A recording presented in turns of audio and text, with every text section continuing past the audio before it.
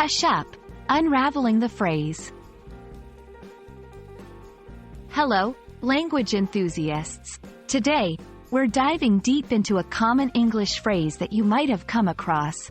Hush up. What does it mean, and how do we use it? Let's find out.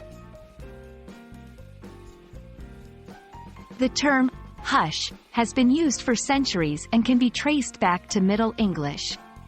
Its basic meaning is, to become quiet, or, to make something quiet.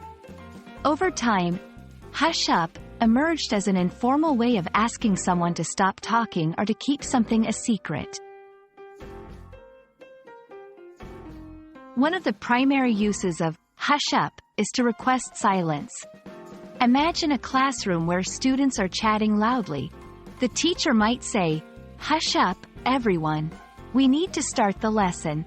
In this scenario, hush up is an informal way to ask everyone to be quiet. The phrase can also imply keeping a secret or avoiding discussing a certain topic.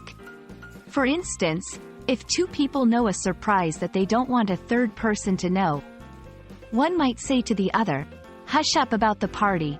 We don't want Sarah to find out."